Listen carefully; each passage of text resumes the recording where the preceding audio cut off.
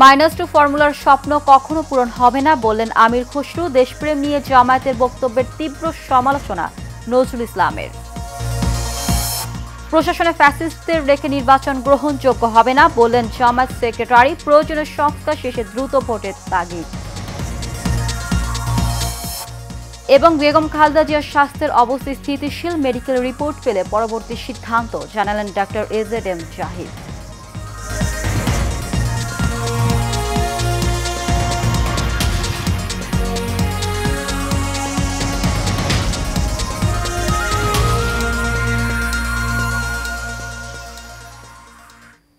স্বাগত এশিয়ান নিউজে, সঙ্গে আছে আমি জেসমিন ইভা। শুনছিলেন বিআরবি কেবল ইন্ডাস্ট্রিজ লিমিটেড সংবাদ শিরোনাম। এবার চলে যাব পুরো খবরে। খালেদা জিয়ার বিদেশ যাত্রা নিয়ে -2 ফর্মুলার স্বপ্ন কখনো পূরণ হবে না বলে জানিয়েছেন বিএনপির স্থায়ী কমিটির সদস্য আমির খসরু মাহমুদ চৌধুরী। এর আগে দলটির স্থায়ী কমিটির সদস্য নজরুল ইসলাম খান জানান, জামায়াতের সঙ্গে বিএনপির কোনো দূরত্ব তৈরি হয়নি। গতকাল পৃথক দুটি অনুষ্ঠানে এইসব কথা বলেন দলটির শীর্ষ নেতারা। মোশাররফ তালুকদারের ক্যামেরায় কাউসার আহমেদের রিপোর্টে দেখুন বিস্তারিত। মিথ্যা মামলা হামলার কারণে দীর্ঘদিন ধরে যুক্তরাষ্ট্রে অবস্থান করে ফ্যাসিস্ট সরকার উৎখাতে গুরুত্বপূর্ণ ভূমিকা পালন করে আসছিল নিউ ইয়র্ক স্টেট বিএনপি নেতৃবৃন্দ। দীর্ঘ এক যুগ পর সেই নেতাকর্মীদের বরণ করে নিতে নেতাকর্মীদের ঢল নামে বিমানবন্দরে। পরে সেখান থেকে সরাসরি বিএনপি সহ অঙ্গ সংগঠনের নেতাকর্মীদের নিয়ে জিয়াউর রহমানের সমাধিতে শ্রদ্ধা নিবেদন করেন তারা। এ সময় সাংবাদিকদের প্রশ্নের জবাবে বিএনপির স্থায়ী কমিটির সদস্য আমির খসরু মাহমুদ চৌধুরী বলেন, সংস্কারের প্রথম ধাপ হলো নির্বাচন। বাংলাদেশ তাদের অপেক্ষায় আছে, থাকবে। এখানে -2 কথা যারা বলে এগুলো তাদের, অনেকে বলে না উইশফুল থিঙ্কিং, ইংরেজিতে বলে না, আশা আর কি। ওই আশা জীবনে পূরণ হবে না। ওইটা এরশাদ পারে নাই, ওইটা 111 পারে নাই। আর এখন তো বিএনপি আজকে তার চেয়ে অনেক বেশি শক্তিশালী দল। এর আগে গুলশানে বিএনপির চেয়ারপারসন বেগম খালেদা জিয়ার রাজনৈতিক কার্যালয়ে লিয়াজু কমিটির বৈঠক শেষে স্থায়ী কমিটির সদস্য নজরুল ইসলাম খান বলেন, জামায়াতের সঙ্গে কোনো দূরত্ব তৈরি হয়নি বিএনপির। তারাও গণতন্ত্র চায়, তারাও নির্বাচন চায়, তারাও মানুষের অধিকারের কথা বলে, আমরাও বলি। কিন্তু যদি কেউ কখনো বলে আর কি যে শুধু তারা দেশপ্রেমিক, তাহলে তো আমাদের কষ্ট লাগবেই। আমরা তো বলবো আর কি যে ভাই কথাটা ঠিক না। তিনি আরো জানান, আগামীতে গণতন্ত্র পুনঃপ্রতিষ্ঠা আন্দোলনে জামায়াত বিএনপি সহ সবাই একসাথে কাজ করবে। কিন্তু তারা আন্দোলনে ছিলেন। কাউসার আহমেদ, এশিয়ান টেলিভিশন, ঢাকা। আওয়ামী লীগের গত 15 বছরের শাসনে অন্যান্য সকল প্রতিষ্ঠানের মতো ত্রিয়াঙ্গনেও দলীয়করণের মাধ্যমে ধ্বংস করেছে বলে অভিযোগ করেছেন বিএনপির মহাসচিব মির্জা ফখরুল ইসলাম আলমগীর। গতকাল বিকেলে রাজধানীর মিরপুর সিটি ক্লাবে জিয়াউর রহমান আন্তঃথানা ফুটবল প্রতিযোগিতা উদ্বোধনী অনুষ্ঠানে এই অভিযোগ করেন তিনি। আরও জানাচ্ছেন শরীফুল ইসলাম। ঢাকা মহানগর উত্তর বিএনপির আয়োজনে রাজধানীর মিরপুর সিটি ক্লাবে জিয়াউর রহমান আন্তঃথানা ফুটবল প্রতিযোগিতা উদ্বোধনী অনুষ্ঠানে প্রধান অতিথি হিসেবে যোগ দেন বিএনপি মহাসচিব মির্জা ফখরুল ইসলাম আলমগীর।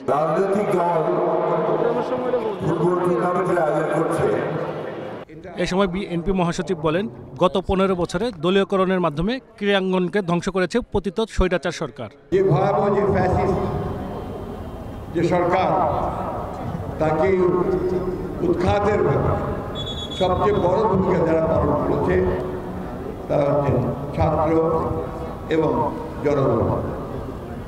দীর্ঘ 15 বছর এই আওয়ামী লীগ ফ্যাসিস্টরা তারা বাংলাদেশ শাসন করে ফ্যাসিস্ট কায়দায় সমস্ত প্রতিষ্ঠানগুলোকে নষ্ট করে ফেলেছে।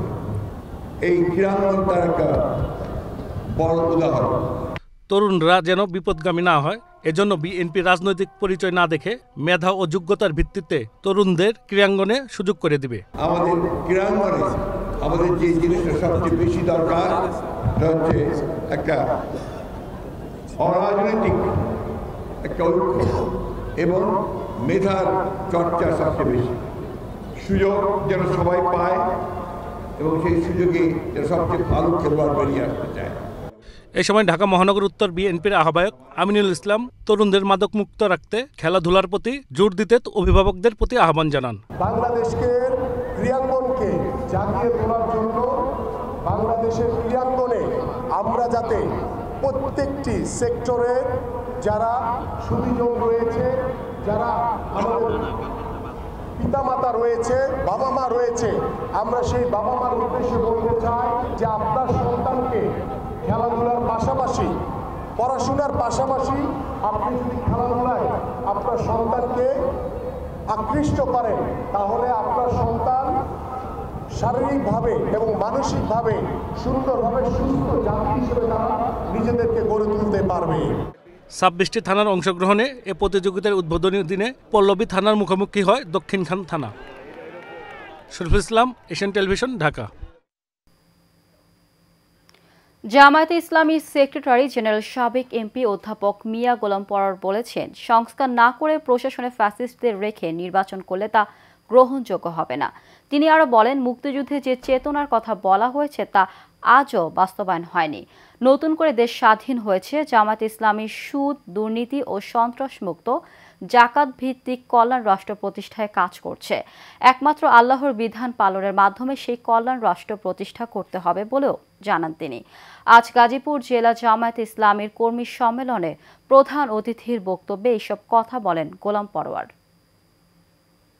রাজধানীর পল্টনে প্রকাশ্য দিবালোকে তারা যে ইনসাফপূর্ণ একটি নতুন বাংলাদেশ বিনির্মাণের জন্য রক্ত দিয়েছিল, সেই স্বাধীন, সোনার, সমৃদ্ধ, নিরাপদ, কল্যাণ রাষ্ট্রের ইনসাফপূর্ণ বাংলাদেশ আমাদেরকে গড়তে হবে। জুলাই অভ্যুত্থানে ছাত্র জনতার উপর ঝাঁপিয়ে পড়াদের বিচারের ব্যাপারে বর্তমান সরকারকে শক্ত অবস্থান নিতে আহ্বান জানিয়েছেন জামায়াত ইসলামীর কেন্দ্রীয় নির্বাহী পরিষদের সদস্য ও ঢাকা মহানগরী উত্তরের আমির মোহাম্মদ সেলিম উদ্দিন। গতকাল বিকেলে রাজধানীর উত্তরার মুগ্ধ মঞ্চে দলটির কর্মী সম্মেলনে তিনি এই আহ্বান জানান। মোহাম্মদ সেলিম উদ্দিন বলেন, দেশে যেন আর কোনো ফ্যাসিবাদ মাথাচাড়া দিয়ে না উঠতে পারে সেই ব্যাপারে জনগণ সচেতন রয়েছে। সামনে নির্বাচন সহ সব রাজনৈতিক দলের জন্যই কঠিন হবে উল্লেখ করে তিনি বলেন, ভোটার ও রাজনীতিবিদদের পা থেকে মাথা পর্যন্ত দেখবে, সব বিচার বিশ্লেষণ করে পছন্দের প্রার্থীকে নির্ভয়ে ভোট দেবে।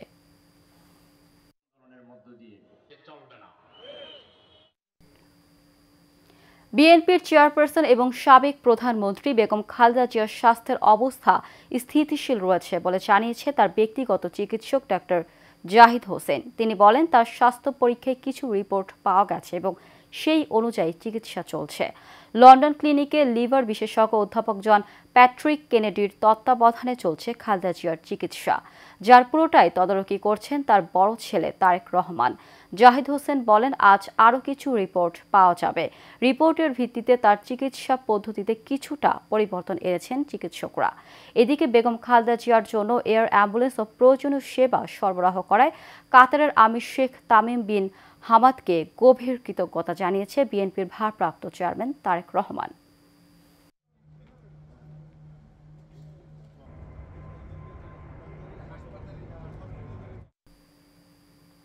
দিন দিন তীব্র হচ্ছে গ্যাস সংকট, বাড়ছে শিল্প কারখানায় গ্যাসের মূল্য। কিন্তু কিছু অসাধু চক্রের মদদে বছরের পর বছর ধরে অবৈধ গ্যাস সংযোগ ব্যবহার করে আসছে অনেক প্রতিষ্ঠান। তালিকায় রয়েছে শিল্প কারখানা, হোটেল, রেস্তোরাঁ থেকে শুরু করে আবাসিক ভবনও।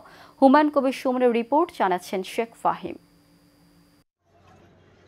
রাজধানীর মিরপুরের ইস্টার্ন হাউজিং এলাকায় গ্যাস সংকটে বিপাকে এলাকাবাসী। তাদের আক্ষেপ, যেখানে বৈধ সংযোগে তারা ঠিকমতো গ্যাস পাচ্ছেন না, সেখানে বেশ কয়েকটি কারখানায় দীর্ঘদিন ধরেই চলছে অবৈধ গ্যাস সংযোগ। এর সঙ্গে দালাল চক্র আর তিতাস গ্যাস কর্তৃপক্ষের গুটি কয়েক অসাধু কর্মকর্তা জড়িত বলেও দাবি তাদের। এ নিয়ে তিতাস গ্যাস কর্তৃপক্ষকে সম্প্রতি অভিযোগও দিয়েছেন এলাকাবাসী। গ্যাসের তো সমস্যা হয়, সকালেরা পাক শাক করতে হয় না, বিকেলের পাকে দুপুরে পাক শাক করতে হয়, রাত্রে পাক করা লাগে, রাত্রে একটু আবার সমস্যা। গ্যাসের তো পুরো সমস্যা। আমাদেরকে তো সমস্যা একটু হচ্ছেই গ্যাস। হ্যাঁ, এটা তো অবশ্যই, আমাদের তো গ্যাস প্রয়োজন, গ্যাস থাকেই না। খুব কষ্ট, যারা গার্মেন্টস থেকে চাকরি করে, আমরা আইসা গ্যাস পাই না, রান্না বাড়া করে রাখতে পারি না। ভোরবেলা উঠলো, তারপরে 5:30 বাজে তখন গ্যাস সকালবেলা করে চলে যায়, রাত 11টা কিংবা 12টা বাজে দেখা যায় একটু পরিমাণ মতন আসে। সাধারণ এত কষ্ট করতেছি, আমরা মুক্তি চাবো না, আমরা অবশ্যই চাবো। যদিও কারখানা কর্তৃপক্ষের দাবি অবৈধ গ্যাস সংযোগ বিচ্ছিন্ন করে দিয়েছে তিতাস গ্যাস কর্তৃপক্ষ, কেউ আবার আবাসিক এলাকা থেকে সরিয়ে নিচ্ছেন নিজ প্রতিষ্ঠান। আমাদের এই জায়গায় আগে অবৈধ লাইন ছিল, পরে তিতাস পক্ষী অভিযান করলো, অভিযান করে আমাদের লাইনটা আজ থেকে প্রায় 15-20 দিন আগে কেটে নিয়ে গেছে। এদিকে তিতাসের মিরপুরের ডিজিএম মাকসুদুর রহমান জানান, অবৈধ সংযোগ বিচ্ছিন্ন করতে চলছে নিয়মিত অভিযান। ছাড় দেওয়া হবে না অবৈধ গ্যাস সংযোগে জড়িত কর্মকর্তা কর্মচারীদেরও। আসলে আমরা আলহামদুলিল্লাহ নিয়মিত অভিযান চালাই, আমাদের প্রায় প্রতিদিনই অভিযান চলে। আমাদের প্রতিদিনকার স্বাভাবিক অভিযান যেটা সেটা চলে। আমাদের যৌথ অর্থাৎ আমাদের এসএসসি টিম, আমাদের টিম, রেভিনিউ টিম মিলে যৌথভাবে অভিযান চালাই। কারণ এটা রাষ্ট্রীয় সম্পদ, নষ্ট হওয়ার মতো সুযোগ কাউকে দেওয়ার কোন রকম স্পর্ধা কাউকে দেওয়া যাবে না, আমি বুঝি এটা। এর আগে অভ্যুত্থানের পর গত বছরের সেপ্টেম্বরে মিরপুরে গ্যাস সংযোগ বিচ্ছিন্নের পর পুনরায় সংযোগ দেওয়ার কথা বলে ঘুষ নেওয়ার সময় তিতাসের 5 কর্মকর্তা কর্মচারীকে গণধোলাই দিয়ে থানায় হস্তান্তর করে ছাত্র জনতা। Sheikh Fahim, Asian television.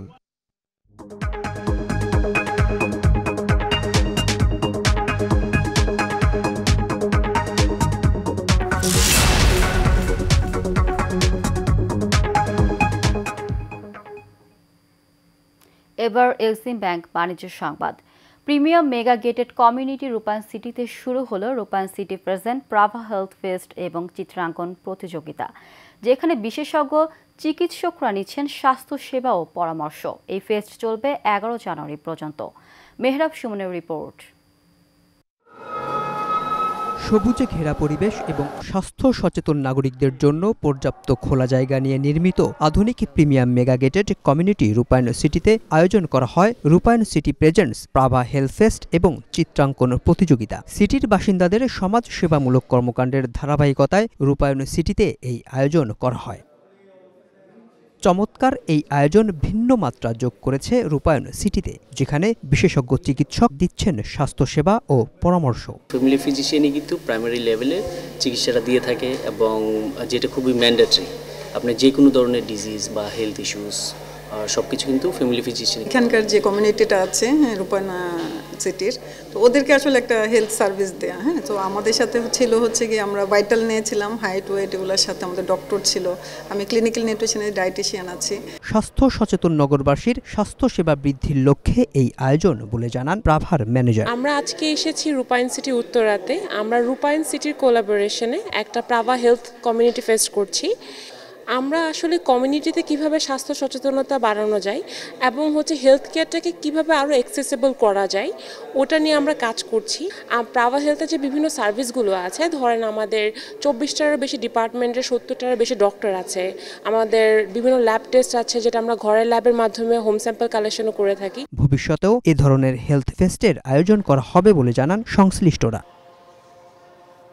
Mehrab Suman, Asian television, Dhaka. দেশ নিয়ে যারা ষড়যন্ত্র করছে তাদের বিরুদ্ধে নেতাকর্মীদের সজাগ থাকার আহ্বান জানিয়েছে ঢাকা জেলা যুবদলের সভাপতি ইয়াসিন ফেরদৌস মুরাদ। বিএনপি যুবদল ছাত্রদলের আয়োজনে জনসভায় যোগ দিয়ে প্রধান অতিথির বক্তব্যে তিনি এইসব কথা বলেন।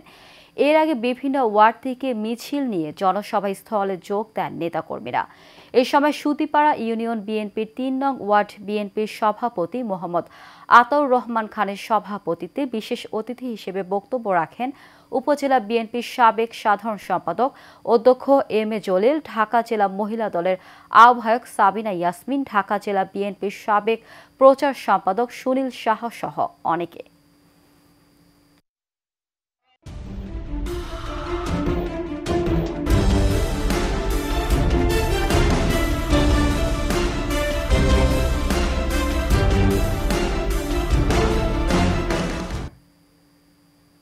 এবার সারা বাংলা প্রসঙ্গ।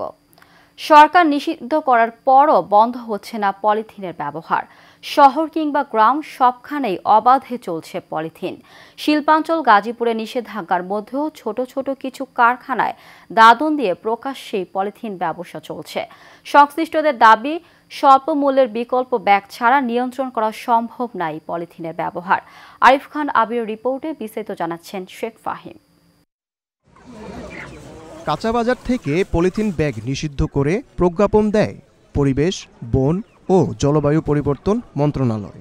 এই নির্দেশ অমান্যকারীদের বিরুদ্ধে আইনগত ব্যবস্থা নেয়ার কথা বলা হলেও বাজারে তার প্রভাব পড়েনি।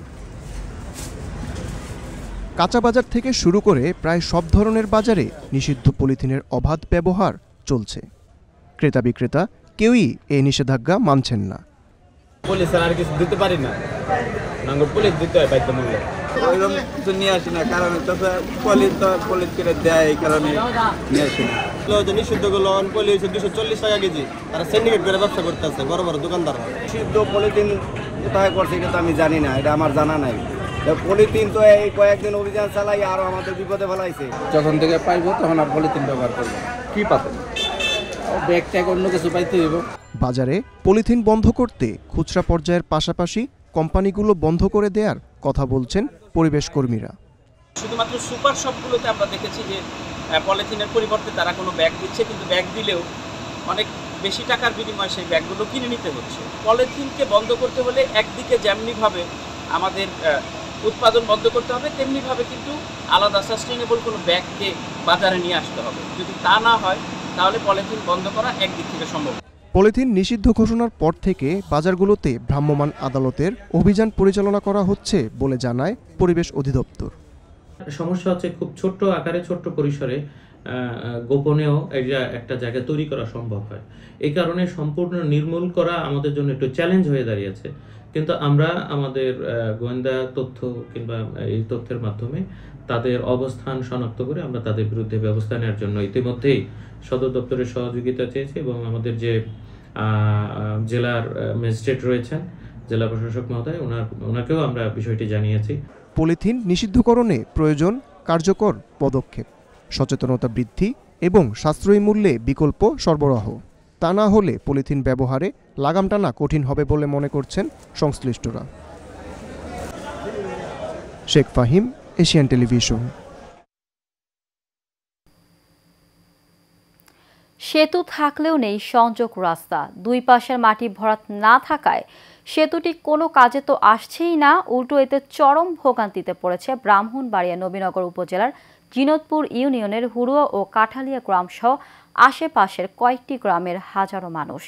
জানা যায়, এলজিএইডের অর্থায়নে 2024 সালে প্রায় 20 লাখ টাকা ব্যয় হুড়ুয়া ও কাঠালিয়া গ্রামের মধ্যবর্তী স্থানে সেতুটি নির্মাণ করা হয়। নির্মাণের পর থেকে আজ অবধি সংযোগ সড়ক না থাকায় অকেজো হয়ে পড়ে আছে সেতুটি। অথচ ঠিকাদার প্রতিষ্ঠান পূর্ণাঙ্গ কাজ না করে তালবাহানা শুরু করেছে বলে অভিযোগ করেছে স্থানীয়রা। এই বিষয়ে নবীনগর উপজেলা এলজিইডির নির্বাহী প্রকৌশলী আগামী 1 সপ্তাহের মধ্যে সংযোগ সড়কের কাজটি শুরু করে পুরো কাজটি সম্পূর্ণ করার আশ্বাস দেন। এই প্রকল্পের মাধ্যমে আমাদের আসলে পুরাতন যে সড়কগুলো আছে সেগুলো শক্তিশালীকরণ এবং প্রশস্তকরণ করা হয়ে থাকে, যার মাধ্যমে আসলে এই সড়কগুলোতে ভবিষ্যতে বড় যানবাহন চলাচল করতে পারবে, যেমন বাসও চলাচল করতে পারবে। তো নবীনগরে এই পর্যন্ত মোট 2টি প্রকল্প অনুমোদন করা হয়েছে। একটি দরপত্র আহ্বান হয়ে আমাদের ঠিকাদার নির্বাচন করা হয়েছে। ফ্রেন্ডশিপ প্যালেস সমাজ কল্যাণ সোসাইটির উদ্যোগে সুবিধা বঞ্চিত মানুষের মাঝে শীত বস্ত্র বিতরণ করা হয়েছে। গতকাল লালবাগ আজিমপুরে ওয়েস্ট হাই স্কুলে এই শীত বস্ত্র বিতরণ করা হয়। এই সময় প্রধান অতিথি হিসেবে উপস্থিত ছিলেন বিএনপির জাতীয় নির্বাহী কমিটির সদস্য হামিদুর রহমান হামিদ। অনুষ্ঠানে আরও উপস্থিত ছিলেন সংস্থার প্রতিষ্ঠাতা সৈয়দ আব্দুল মতিন, সভাপতি মোহাম্মদ ফয়সাল আহমেদ ও সাধারণ সম্পাদক মঞ্জুর হোসেন মিন্টু সহ সংগঠনের নেতৃবৃন্দরা।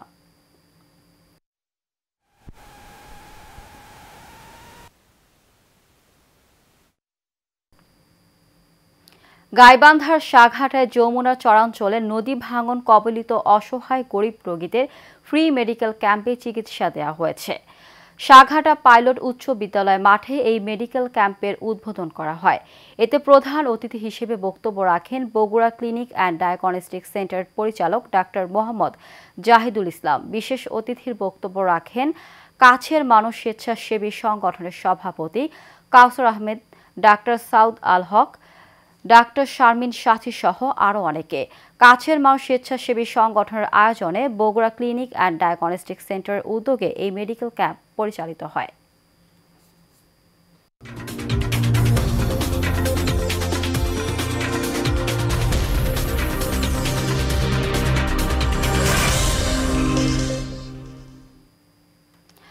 আন্তর্জাতিক ক্রিকেট থেকে অবসরের ঘোষণা দিয়েছেন বাংলাদেশের সাবেক অধিনায়ক তামিম ইকবাল। শুক্রবার রাতে দেয়া এক ফেসবুক পোস্টে তিনি এই কথা জানিয়েছেন। এর আগে 2023 সালের জুলাইতে বাংলাদেশের ক্রিকেট ভক্তদের চমকে দিয়ে প্রথমবার আন্তর্জাতিক ক্রিকেট থেকে অবসরের ঘোষণা দিয়েছিলেন তামিম। নাটকীয়ভাবে একদিন পরই তৎকালীন প্রধানমন্ত্রীর অনুরোধে তিনি ফের ক্রিকেটে ফেরার ঘোষণা দেন। আন্তর্জাতিক ক্রিকেটে ফিরলেও এরপর আর খেলা হয়নি তামিমের। সর্বশেষ ওয়ানডে বিশ্বকাপের দল থেকে তিনি সরিয়ে নেন নিজেকে। এরপর থেকে তার জাতীয় দলে ফেরার সময় নিয়ে অনিশ্চয়তার পেন্ডুলাম দুলছিল। আসন্ন আইসিসি চ্যাম্পিয়ন্স ট্রফিকে ঘিরে তামিমের জাতীয় দলে ফেরার তোড়জোড় শুরু হয় আবারও। সেই পরিস্থিতিতে দ্বিতীয় দফায় চূড়ান্ত সিদ্ধান্ত জানিয়ে দিলেন দেশসেরা এই ওপেনার।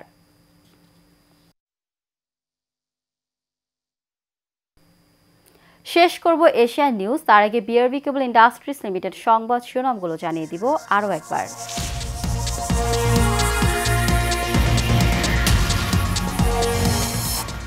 -2 ফর্মুলার স্বপ্ন কখনো পূরণ হবে না বলেন আমির খসরু। দেশপ্রেম নিয়ে জামায়াতের বক্তব্যের তীব্র সমালোচনা নজরুল ইসলামের। প্রশাসনে ফ্যাসিস্টদের রেখে নির্বাচন গ্রহণযোগ্য হবে না বলেন জামায়াতের সেক্রেটারি। প্রয়োজনীয় সংস্কার শেষে দ্রুত ভোটের তাগিদ। এবং বেগম খালেদা জিয়ার স্বাস্থ্যের অবস্থা স্থিতিশীল, মেডিকেল রিপোর্ট পেলে পরবর্তী সিদ্ধান্ত জানালেন ডক্টর এজেডএম জাহিদ। এশিয়ান নিউজের পর্যন্তই। আমাদের পরবর্তী সংবাদ দেখার আমন্ত্রণ জানিয়ে বিদায় নিচ্ছি। ধন্যবাদ সবাইকে।